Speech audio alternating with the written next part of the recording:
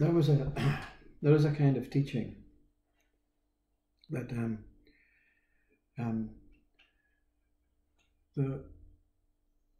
it's a kind of meditation. So the meditator, whatever you are, the person, sits in some sort of way, some sort of practice, followed by some sort of religion, some sort of guru, some sort of method, in a very genuine way to yourself. The meditation begins, you see. Now, the meditation,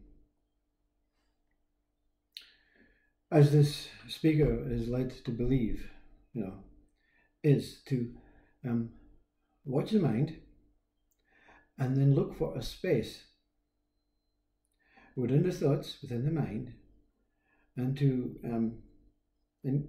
I wouldn't say engage with the space, but to accept the space for what it is, space. So there's a kind of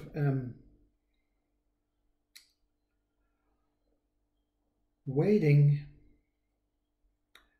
for the thoughts, the experiences, whether it's a sensation in the body, whether it's an imagination, whether it's if your eyes are open, it's a non-identification with what's taking place, meaning objects and whatever it is that's within your environment. All of these things are waiting or in the way of the space, you see, because when they start, there's no attention on anything, and there's only space. It appears as if you have discovered this holy space, this abyss, this void, and then something may take place.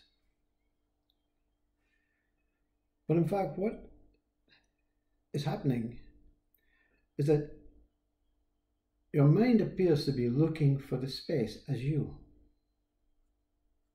So you are trying to find a space for the experience of falling into this space, or disappearing into this space, or realizing that freedom of space.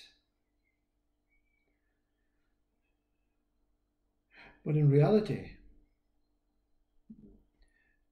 what's taking place is there is only the space. Regardless of whether you're in meditation, you are infinitely the space. So, in a reverse way, you're slowly trying to get rid of that what masks the space, the thoughts, the experiences, the emotions, the identities, the relationship to the body. Because the body itself is in the way of the space. So the meditator also is in the way of the space. The meditator knows all about the experiences and the objects and the fantasies and the ideas and the relationship to each emotional and sensory activity. So in a whole connected way, what you have is you have this space, and you have you and everything, your world, as separate. Yes? So there's an idea that the world is disappearing into the space. But in fact, it's the space just overpowering the world that it led to believe it was. You see, when you say, I am the person, I am the body, this is my world, this is my life, this is everything. This is what the identification is. But it's the space identifying what it is. So there's nothing really to do, is there? Because whatever way the meditation or whatever it is that you seek as a freedom, as a liberated being, is just to recognize and realize there's nothing I have to do to become the space, or to be the space, or to enter a space, or to be apart from the space. I am this space with so many, uniforms. I've created a body within my space. I can appear as being this body as my space. Both ways work. Both ways are the same. Because in a meditation of looking for the space, you're having to realize in an outward way, or in a, dismissing way, a netty way, and not this way, not this way, not this, not this, not this. But the moment you look from the space, you are the space, and everything that's taking place in the space is part of what I am experiencing as this space. So what happens in the meditation if you actually have the fortune to fall into this abyss, this space that you still think is separate from you, you're falling into yourself. You see, that's what Rumi says, and Francis Assisi. When I opened the door to the space, I was looking from the inside, you see. I am the big I inside. I am the whole space inside. But how can I have to go from here to there when I am that? See? I am the space with a whole lot of stuff going on within that I absolutely love. I actually, adore being a body, whatever this is. I actually adore the transition of meditation, even when it works or it doesn't work. I absolutely adore when I'm not experiencing the space that I am. It's only when the space is too crammed, when I become too crammed, too much information, too much stuff, that the brain, the space that I am outwardly and inwardly, is equally balanced. But the brain wants to take the pain when the computer gets, overflowing. When the wheel goes round and round, the brain is trying to say, well, there's no more space. The brain only believes in the body. It doesn't believe in the what do you call it, the ethereal body, the astral body, or whatever. It doesn't. Brain says, what are you talking about? I don't have that. I don't have that responsibility. So I have to distribute it within this body. I don't know about anything else except my body. So the brain's not going to give you the answer to God. It's not going to give you the answer to your self-consciousness. It's not going to give you the answer to the whole moment. Because the brain's only interested in the body. Why would you want your brain to be in charge of, the clouds and the trees? Hey brain, what about me? Get yourself back here. My body's struggling. Please, everything in the body has a job to do, including the brain. So the idea that the brain has to shut down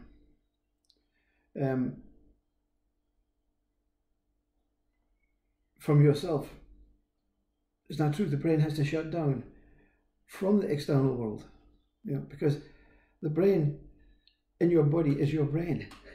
It's not responsible for the traffic jam. It's not responsible for the war. It's not responsible for your house being flooded. It's not responsible. Yet it takes ownership of the responsibility. I have to do something about it, says the brain. I have to do something. I have the whole body is crammed, and now I have to put up with this. What the hell's going on? Leave me alone, you see? And the brain, it explodes. to reveal the space that it is within. You see? You cannot be out with the space that you are. When you're space, where is the beginning and the end to the space that you are? To the space that I is. So, in meditation, it's not a you getting rid of the thoughts and the imaginations, the identities, the experiences, the sensations, to find a space. In meditation, the space is already that what you are. It's just seeing through the thoughts, the experiences, the emotions, as the body. Because it's the body and the mind that experiences emotions, sensations, identities, objects, fantasies, enlightenment. Yeah. The space has to see through enlightenment, see through awakening, see through anything that it knows is in the way of itself. And for some, they go to this whatever way of meditation to reach the space, in whatever direction it's experiencing by you. There's some who actually try and deny the space, because there's still something ingrained that says there is a belief that God is bigger than this space. God is outside of this space, that I am that. So I'm going to continue and try and burrow through the space. So even in the space is trying to deny itself. And that's when something stops the whole process. Don't you dare. You're not entitled to be anything other than what you are. So you're pushed back, not as a punishment, but as a reward to say, you crossed the line, you saw something, but I'll damn well make sure that when you go back, that you enjoy your human life, and you won't be able to share what is on the other side of the space. Be the space. It's infinite. It's true living. It's true pure consciousness. What else do you want? So even the ego in its transitional process of enlightenment wants more. I want more of this. I want more. And that death door opens. And it's not a Rumi, Assisi experience. It's something far more overpowering, beyond I, you see. Beyond the space. No one, no mind, no quality or unquality, no space, no form can live and share that what is unspeakable.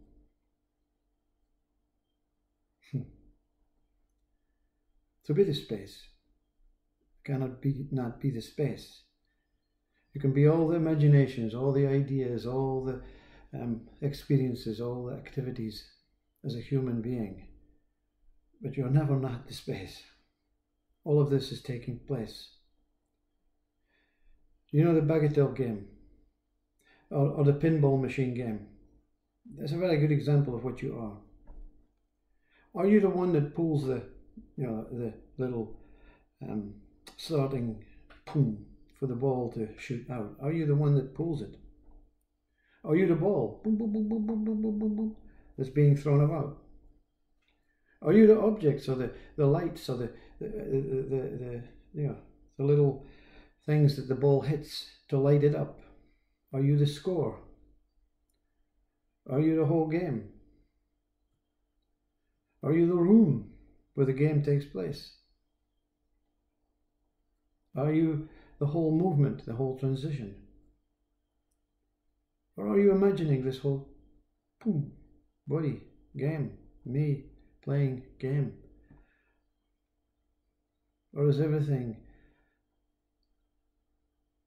a worldly image of you? Are you the whole thing? Are you the space giving life to an infinite, incredible reflection of God? If you are, how can you be separate from this God? Best way to say is I'm consciousness. That's all I know. That's all I am. Everything else is a gift.